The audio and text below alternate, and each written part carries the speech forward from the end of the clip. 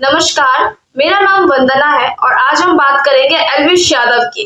क्योंकि एल्विश यादव की तो बात हर एक न्यूज चैनल कर रहा है और आज अगर आप न्यूज चैनल देखो, इंस्टाग्राम खोलो, फेसबुक खोलो, कुछ भी खोलो, आपको एल्विश यादव तो दिखेंगे ही दिखेंगे। ये एक अच्छी बात भी है, एक बुरी बात भी है कि लोग इतना ज्यादा ऑब्सेस्ड है एल्विश यादव से, या फिर एल्विश यादव के नाम पे इतनी टीआरपी आती है कि लोग मजबूर हो जाते हैं एल्विश यादव का नाम लेने के लिए। और अगर आप कभी कभी इन सब चीजों को सोचोगे तो आपको हंसी भी आएगी कि इतनी छोटी छोटी चीजों का मुद्दा बना के एल्विश यादव को इतना बदनाम करने की कोशिश की जा रही है जिसकी कोई हद नहीं है। और लेफ्ट लॉबी तो ऐसे एक्टिव हो जाते हैं जैसे पता नहीं उनको क्या सेलिब्रेशन मिल गया है अगर एल्विश यादव के बारे में कुछ भी न्यूज आती है तो। और इस बार जो न्यूज आई है वो इतनी बड़ी न्यूज है कि मैं तो बता ही नहीं सकती कि एल्विश यादव सावन के महीने में काशी विश्वनाथ मंदिर में गए और मंदिर प्रशासन ने ही उनका एक फोटो खींच लिया, और जिसकी वजह से प्रतीक सिंह नाम के एक एडवोकेट ने एल्विश यादव पे मामला दर्ज कर दिया है, मतलब एफआईआर दर्ज कर दिया है। जो कि मुझे तो कभी कभी हंसी भी आती है कि एल्विश यादव का नाम इतना बड़ा हो गया है कि उसके नाम को बदनाम करने के लिए, उसके नाम को यूज करके टीआरपी पाने के लिए लोग किसी भी हद तक गिर रहे हैं लिटरली। उनको पता था कि एल्विश यादव का नाम जहां भी आएगा वहां टीआरपी और उनको पब्लिसिटी तो मिलेगी ही मिलेगी, जिसकी वजह से उन्होंने एल्विश यादव के नाम पे एक एफआईआर दर्ज कर दी है। और उनका ये कहना है कि मंदिर प्रशासन में इलेक्ट्रॉनिक डिवाइस जो है वो बैन है, तो एल्विश यादव कैसे अपना फोन लेके गए और वहां पे उन्होंने फोटो खिंचवाई। जबकि अगर आप सच्चाई जानना चाहोगे तो एल्विश यादव ने बकायदा पूरे रूल फॉलो किए थे। उसने अपना फोन और उनके फ्रेंड्स के पास जो इलेक्ट्रॉनिक डिवाइस थे, वॉच थे, वो सारी चीजें उन्होंने मंदिर के बाहर में ही उन्होंने उतार के रख दिए थे और बकायदा रूल फॉलो करके वो सिर्फ और सिर्फ पूजा करने के लिए गए थे। क्योंकि एल्विश यादव ब्लॉग बनाते, अगर एल्विश यादव को दिखाना ही होता, वो अपना फोन लेके ही जाते तो ब्लॉगिंग करते, बट उन्होंने ऐसा कुछ भी नहीं किया था। वो सिर्फ मंदिर में पूजा करने की भावना से गए थे और वहां के प्रशासन ने उनको एक जहां पे फोटो खींच सकते हैं मंदिर प्रशासन द्वारा, वहां पे उनकी फोटो खिंचाई गई थी। और जबकि वहां पे ऐसे पोर्ट्रे किया जा रहा है कि रेड जोन में एल्विश यादव ने फोटो खींची है, वो भी अपने फोन से। तो आप सोच सकते हो कि इतनी छोटी चीजों को कैसे मैनिपुलेट करके एल्विश यादव के नाम पे टीआरपी पाने के लिए लोग कुछ भी करते हैं, या फिर कहीं ना कहीं उसको नीचा करने के लिए, बदनाम करने के लिए लोग इतने हद तक गिर रहे हैं जिसकी कोई हद नहीं है। और लिटरल सेंस में ये चीजें ऐसा पहली बार नहीं हुआ है कि किसी सेलिब्रिटीज की फोटो काशी विश्वनाथ मंदिर में क्लिक हुई है, ये फोटोज वायरल हुई है।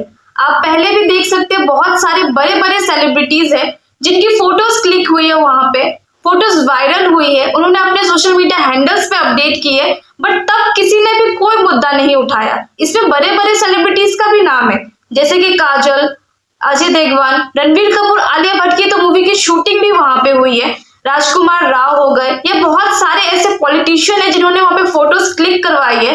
नीता अंबानी की तो गर्भगृह में फोटोज है, हमारे माननीय प्रधानमंत्री के भी गर्भगृह में फोटोज है, पूजा की है उन्होंने। उन सारी फोटोज आपको अभी भी सोशल मीडिया हैंडल पे मिल जाएगी। बट अगर एल्विश यादव यही चीज करते हैं, जबकि उन्होंने कोई रेड जोन एरिया में फोटोज भी नहीं क्लिक करवाई थी, उन्होंने वहां पे फोटोज क्लिक करवाई थी जहां पे फोटोज क्लिक कराना अलाउड है, बट फिर भी एल्विश यादव का मुद्दा इतना बड़ा बना के मैनिपुलेट करके लोगों को माइंड में फीड करने की कोशिश कर रहे कि एल्विश यादव तो कितना बुरा इंसान है, वो जहां भी जाता है कंट्रोवर्सी से करता है, नियम को ही तोड़ता है, उसकी छवि खराब करने की कोशिश की जा रही है। अगर आपको रूल्स मानना ही है तो सबके लिए मानिए, सबके ऊपर एफआईआर करिए, वरना एल्विश यादव को क्यों अकेले टारगेट किया जा रहा है? मुझे तो ये समझ में, एडवोकेट ने एल्विश यादव के ऊपर एफआईआर दर्ज करवाई है, उनकी खुद की भी फोटोज उनकी वाइफ के साथ काशी विश्वनाथ मंदिर में आपको मिल जाएगी सोशल मीडिया हैंडल्स पे, उन्होंने खुद की फोटोज भी क्लिक करवाई है। तो अगर उनको एफआईआर करना ही था तो सबसे पहले अपने ऊपर करना चाहिए था। और वो जिस तरीके से बयान दे रहे कि एल्विश यादव एक गुंडा है, एक क्रिमिनल है, इसके ऊपर बहुत सारे केसेस है, तो शायद आपको एडवोकेट की जो डिग्री है वो ऐसे ही मिल गई है बिना पढ़े लिखे। क्योंकि आपको इतनी नॉलेज तो होनी चाहिए कि अगर कोई भी इंसान के ऊपर केस होता है तो वो तब तक गिल्टी प्रूफ नहीं होता जब तक कोर्ट उसको सजा ना सुना दे या कोर्ट के पास कोई सबूत पेश ना किया जाए। जब तक एक एक्यूज गिल्टी प्रूफ नहीं होता है तब तक वो इनोसेंट कहलाता है। तो शायद आपने पढ़ाई लिखाई में शायद चीटिंग करके पास करी होगी, जिसकी वजह से आपको इतनी नॉलेज नहीं होगी और आप एलविश यादव को खुलेआम क्रिमिनल करके बुला रहे हो। बेसिकली आपको एक प्रमोशन चाहिए थी, एक पब्लिसिटी स्टंट था एलविश यादव का नाम लेके हाइप पाने का। बट मैं तो आप जैसे लोगों के लिए सिर्फ एक ही शब्द कह सकती हूँ कि थोड़ा शर्म करो। किसी के नाम को यूज करके पब्लिसिटी स्टंट पाना। और वैसे भी अगर कोई इंसान तरक्की करता है या एक सक्सेस की सीढ़ी चढ़ता है तो उसको खींचने वाले बहुत सारे लोग होते हैं। मैं ये नहीं कह रही कि एलविश यादव पहला इंसान है जिसने सक्सेस पाया है इतनी छोटी उम्र में। इनसे पहले भी बहुत सारे ऐसे लोग हैं जिन्होंने इनसे भी कम एज में बहुत सक्सेस पाया है, इनसे भी ज्यादा सक्सेस पाया है। बट शायद वो लोग एक चीज फॉलो करते जो एलविश यादव नहीं करता है, कि वो गांधी जी के 3 बंदर को बहुत ज्यादा फॉलो करते हैं। ना वो सुनते हैं, ना वो बोलते हैं, ना वो देखते हैं।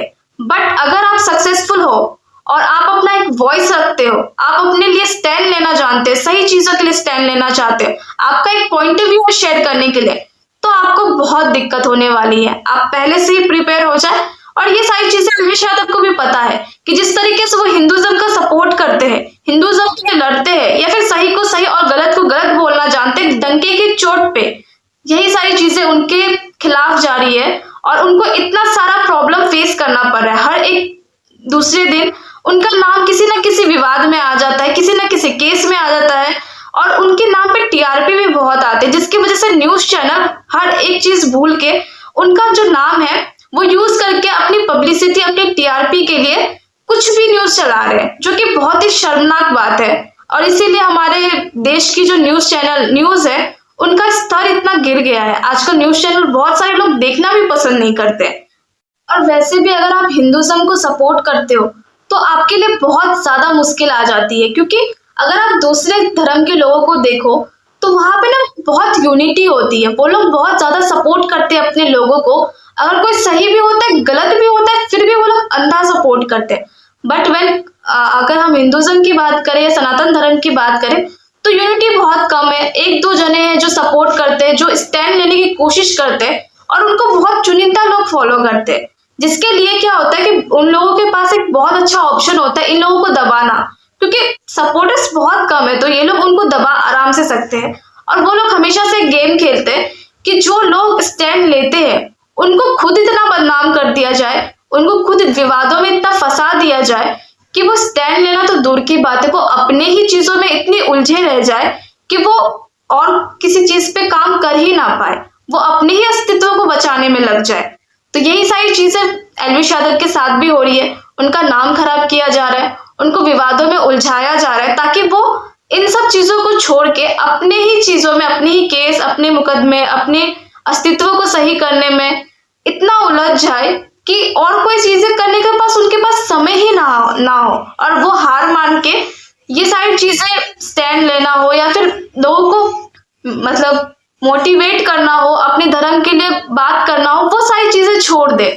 तो बहुत सारे लोग ऑलरेडी छोड़ चुके हैं और कहीं ना कहीं एलविश यादव पे भी इतनी सारी प्रॉब्लम्स आती रहेगी और उसको सपोर्ट नहीं मिलेगा कहीं से। तो एलविश आर्मी है जो उनके लिए ना एक कहते हैं ना शील्ड का काम करती है, जो उनपे मुसीबतें आती है ना उसको बहुत अच्छा जवाब देती है। और बहुत ही एजुकेटेड लोग बोलते कि छपरी फॉलोस करते हैं एलविश को, बट एलविश के जो फैंस है वो लोग एक फैक्ट्स देते हैं, हर एक मुद्दे पे ना फैक्ट्स पे बात किया करते हैं। अगर आप उनकी देखो कैसे वो एलविश को सपोर्ट करते हैं, कैसे एलविश को वो लोग डिफेंड करते हैं, वो लोग फैक्ट्स के थ्रू डिफेंड करते हैं, वो लोग हवा में बातें नहीं करते। तो ये सारी चीजें भी लोगों को देखनी चाहिए। और मैं तो यही बोलूंगी कि ये सारी चीजें ना पहली बार नहीं हो रही है। हमारे देश में भगत सिंह जैसे वीर को वो लोग ने टेररिस्ट का नाम दे दिया था, टेररिस्ट साबित कर दिया गया था। तो मैं आप एलविश यादव जिससे हम किस खेत के मूली है। तो ये सारी चीजें वो लोग बहुत पहले से करते हुए आए हैं और आगे भी करते रहेंगे, क्योंकि हम अपने इतिहास से कुछ सीखते नहीं है। और ये दिन भी दूर नहीं है, या फिर मुझे आश्चर्य भी नहीं होगा कि कुछ सालों के बाद हम फिर से अपने देश के लिए, अपनी आजादी के लिए, अपने धर्म के लिए लड़ते हुए दिखेंगे। तो अभी भी समय है, बट मुझे लगता नहीं कि जो यूनिटी हमें चाहिए वो हमें मिलेगी, क्योंकि अगर यूनिटी होती तो हमारे जो धर्म के लिए खड़ा होता या फिर मैं ये नहीं कह रही कि एल्विश यादव अकेला सब कुछ को बदल सकता है, बट वो कोशिश करता है। और सिर्फ एल्विश यादव नहीं है, बहुत सारे ऐसे लोग हैं जो हमारे धर्म को सपोर्ट करते हैं, ये सही को सही और गलत को गलत बोलते हैं, उन पे भी बहुत हमले होते हैं, उन पे भी ऐसे ही चार्जेस होते हैं, उनके नाम को भी ऐसे ही बदनाम किया जाता है। तो ये एक पैटर्न है जो हम सबको समझ में आता है, बट हम इग्नोर करते हैं, हम इस पे बात नहीं करना चाहते, जिसकी वजह से क्या होता है कि हम पे 200 साल तक अंग्रेज राज करके चले जाते हैं, उससे पहले मुगल राज करके चले गए थे। तो ये सिलसिला आई थिंक चलता ही रहेगा, कुछ बदलने वाला तो नहीं है जितना मुझे लगता है। मैं तो यही बोलूंगी, please Elvish army support Elvish Yadav.